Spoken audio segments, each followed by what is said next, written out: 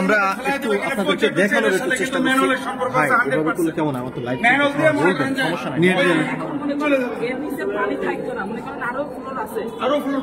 কিন্তু পানিটা জমে গেছে অনেকদিন বিল্ডিং এর কাজ কাম হয়তো পানিটা এখানে জমে গেছে, কিন্তু হয়তো এমনি যখন এটার কার্যকারিতা থাকতো কোথাও জানালা নাই, এইখানে দেখেন এইখানে কোথাও জানালা নাই, পায়খানা করে রাখছে। অর্থাৎ এইখানে যদি কোনো মানুষকে এনে বেঁধে না রাখা হতো তাহলে কেন এখানে পোশাক পায়খানা করবে?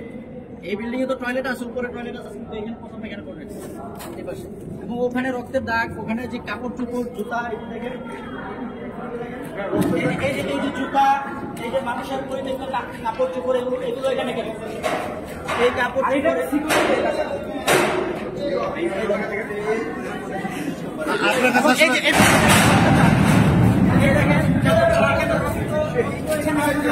এই যে এখানে রক্ত কিভাবে আসলে ধর না, আপনার কাছে কি মনে হয়?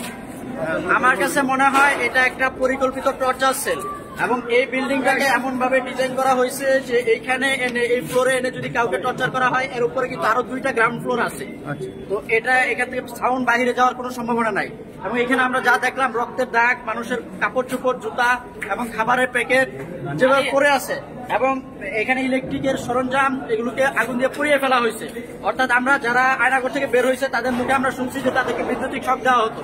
বৈদ্যুতিক শক দেওয়ার যে সরঞ্জামগুলো নষ্ট করা কেন হলো ওইটা আমরা দেখছি। এবং এই বিল্ডিং এর যে ডিজাইনগুলো, এই ডিজাইনের পেপারগুলো সব পুড়িয়ে ফেলা হয়েছে এবং পুরানো চিহ্নগুলো আমরা এখানে পাইছি। এবং তার নিচে যে ফ্লোরটা আছে ওই ফ্লোরে আমরা অনেক গভীর পর্যন্ত পানি দেখছি। অর্থাৎ এই পানির নিচে হয়তো বা কাউকে গুম করেও রাখা হতে পারে, অথবা মেরে তার পিঠে ইট পেতে হয়তো পানির নিচে তাকে ফেলে দেওয়া হতে পারে। ওখানে এত পানি আসার কারণ কি? আপনার পরিচয়টা একটু দিবেন। আপনার নাম? আমার নাম আবু কাউসার, আমি একজন ফ্রিল্যান্সার। ধন্যবাদ। এখানে খতিয়ে খতিয়ে দেখা হচ্ছে যে কি পুড়িয়ে কি আছে। পুরো শেষে আপনারা যারা লাইভটা দিচ্ছেন অবশ্যই শেয়ার করবেন প্লিজ, লাইভে কমেন্ট করে জানাবেন লাইভটা ক্লিয়ার দেখা যাচ্ছে কিনা, আপনারা কি বুঝতে পারছেন কিনা। অনেক কিছু হচ্ছে বাড়ির ডিজাইন, এটা কি হচ্ছে অনেক ধরনের নকশাই ছিল, এখানে অনেক কিছুই ছিল, ডকুমেন্টরি পাতাটা পুড়িয়ে ফেলছে, যারা আমি কেউ ধরতে না পারে। পাতাটা উল্টন, পাতাটা একটু দেখা যাবো? অবশ্যই অবশ্যই, আমরা সবাইকে পাতাটা দেখার ই করি। বাড়ির ডিজাইন রকম রাখেন। টেস্ট রিপোর্ট, কিসের টেস্ট রিপোর্ট এগুলো? কিসের টেস্ট রিপোর্ট আসছে এখানে? এই যে কি দেখেন,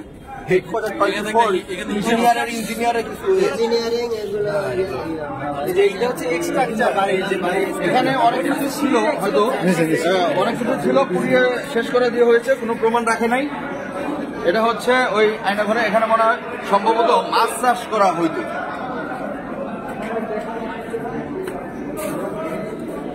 আমরা এখন আপনাদেরকে নিচটা দেখাবো।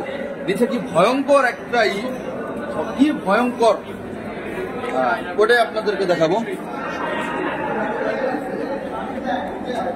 নিচরে আরো আছে, সিঁড়ি আছে, কিন্তু এখানে এত পরিমাণ পানি যা নিচে যাওয়া যাচ্ছে না, সম্ভব না নিচে যাওয়া।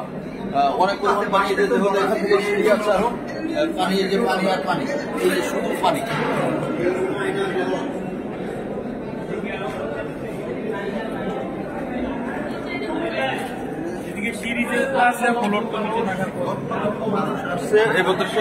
ভাই আপনি একটু বাইরে যান, বাইরে থেকে আবার আসুন।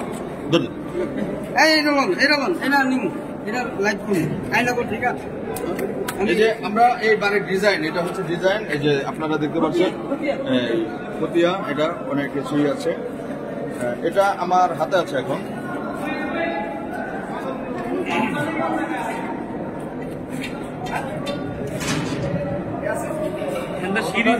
মানুষের মন ভুলে এই ধরনের আমরা এবার দেখাবো আপনাদের উপরে। আবার একটু যাই, উপরে যাই, উপরে বাইরে দেখে আসুন। আপনাদেরকে আমি দেখাবো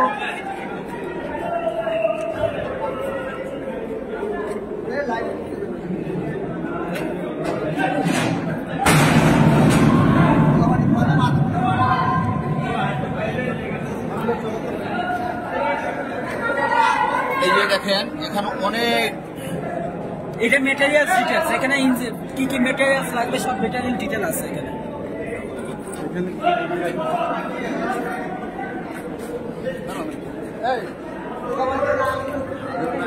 উপায় নাই।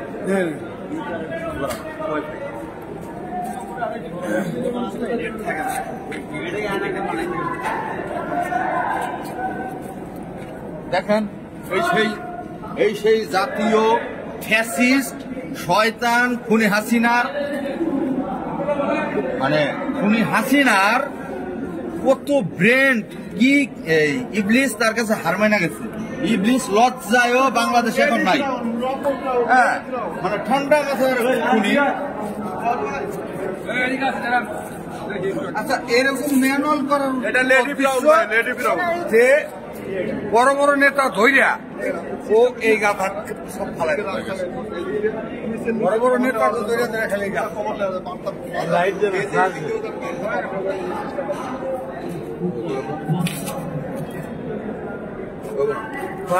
লাইট